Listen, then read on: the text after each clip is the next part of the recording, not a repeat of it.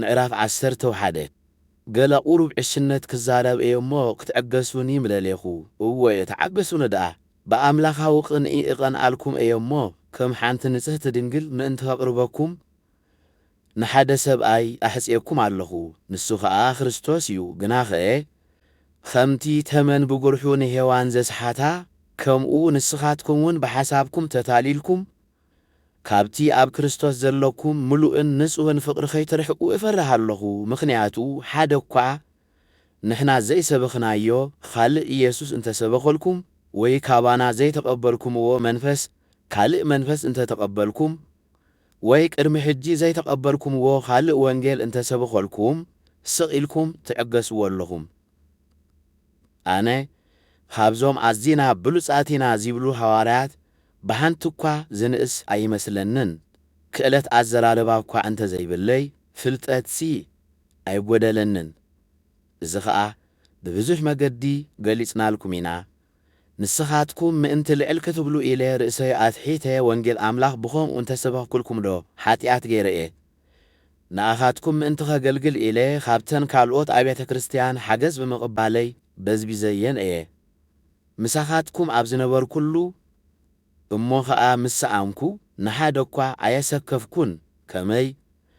እቶም ካብ መቄዶንያ ዝመጹ ኣሕዋት ዘድልየኒ ኩሉ ገይሮምለይ እዮም ስለዚ ንሓደ እኳ ኣየሰከፍኩን ድሕሪ ሕጂ እውን ከየሰክፍ ክጥንቀቕ እየ ኣብ ሃገር ኣካያ ነዛ ትምክሕቲ እዚኣ ሓደ እኳ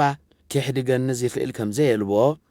በቲ ኣባይ ሓዲሩ ዘሎ ናይ ክርስቶስ ሓቂ ይብለኩም ኣለኹ ዘየፍቅረኩም ስለ ዝኾንኩ ድየ ነዚ ዝብል ዘለኹ ከም ዘፍቅረኩምሲ ኣምላኽ ይፈልጥ እዩ እቶም ሐዋርያት ኢና ዝብሉ ከምቲ ናቱ ንገብር ኢና ኢሎም ምታን ከይምክሑ ከምቲ ሕጂ ክገብሮ ጀሚረ ዘለኹ ክቕጽሎ እየ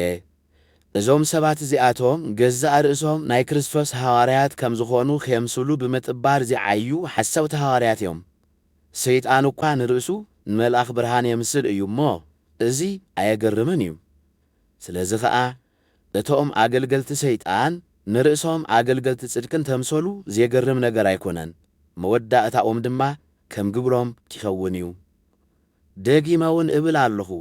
ሓደ እኳ ከም ዓሻ ኣይቁጸረኒ ከም ዓሻ እንተቖጸርኩምኒ ግና ኣነውን ገለ ቁሩብ ምእንቲ ክምካሕሲ ከም ዓሻ ጌርኩም ተቐበሉኒ ከምዚ ኢለ ብትምክሕቲ ክዛረብ ከለኹ ከም ዓሻ እምበር ከም ፍቓድ እግዚኣብሔር ኣይኮንኩን ዝዛረብ ዘለኹ ብዙሓት ብስጋዊ መገዲ ካብ ዘይምክሑ ኣነውን ክምካሕ እየ ንስኻትኩም ለባማ ስለ ዝኾንኩም ነቶም ዓያሱ ብታሕጓስ ትዕገስዎም ኣለኹም ሓደ ከም ባርያ እንተቖጸረኩም ሓደ እንተዓመፀኩም ሓደ እንተተበለጸልኩም ሓደ እንተኾርዓልኩም ሓደ ገጽኩም እንተጸብዓኩም ትዕገስዎ ኣለኹም ንምዝራብ እኳ ዝሕፍረኒ እንተኾነ ንሕና ነዚ ኩሉ ክንጽመሞ ከም ዘይንኽእል እገልጸልኩም ኣለኹ ሓደ ኺምካሕ ዝደፍር እንተልዩ ግና ኣነውን ክምካሕ እየ ነዚ ኩሉ ግና ከም ዓሻ እየ ዝዛረቦ ዘለኹ ዕብራውያን ድዮም ኣነውን ዕብራዊ እየ እስራኤላውያን ድዮም ኣነውን እስራኤላዊ እየ ደቂ አብርሃም ድዮም ኣነውን ወዲ አብርሃም እየ ኣገልገልቲ ክርስቶስ ድዮም ከም ጽሉል ደኣ የዛረብ ዘለኹ እምበር ኣነ በልጾም ሕልፊኦም ዝፀዓርኩ ብዙሕ ግዜ ዝተኣሰርኩ ብዙሕ ግዜ ዝተገረፍኩ ብዙሕ ግዜ ኣብ ኣፍ ሞት ዝበጻሕኩ እየ 5 ግዜ ን40 ጭጉራፍ ሓደ ጐደል ብኣይሁድ ተገረፍኩ 3 ሳዕ ብሽመል ተዘበጥኩ 1 ሳዕ ብዳርባ እምኒ ተቐጥቀጥኩ 3 ሳዕ እታ ዝነበርኩዋ መርከብ ተሰብረትኒ 1 ለይትን 1 መዓልትን ኣብ ባሕሪ ገበርኩ ብዙሕ ግዜ መንገደኛ ኾይነ ነበርኩ ብውሕጅን ብኸተርትን ከዓ ተጨነቕኩ ብኣይሁድን ብኣሕዛብን ተጨነቕኩ ኣብ ከተማን ኣብ በረኻን ኣብ ባሕርን ተጨነቕኩ በቶም ሓሰብቲ ኣሕዋት ተጨነቕኩ ብዕዮ ብጻዕሪ ድቃስ ለይቲ ብምስኣን ብጥሜት ብጽምኢ ብስእነት ምግቢ ኣብ ጥራይ ዝባነይ ቁሪ ብምቕባል ነበርኩ ኣብ ርእሲ ዝኹሉ ኸዓ እቲ ብዛዕባ ኩለን ኣብያተ ክርስቲያን ዘሎና ሓልዮት ኣብ ጸጥ ጽባሕ የጽብበለይ ኣሎ ሓደ ኺደክም ከሎ ኣነ ኸዓ እደክም ሓደ ብሓጢኣት ይወድቕ ከሎ ኣነ ኸዓ እሓዝን እንተ ደኣ ከምካሕ ኾይነ ግና ብድኻመይ እውን ክምካሕ እየ እቲ ኣቦ ጐይታና ኢየሱስ ዝኾነ ኣምላኽ ስሙ ንዘለዓለም ይመስገን ኣነ ከምዘይሕሱ ይፈልጥ እዩ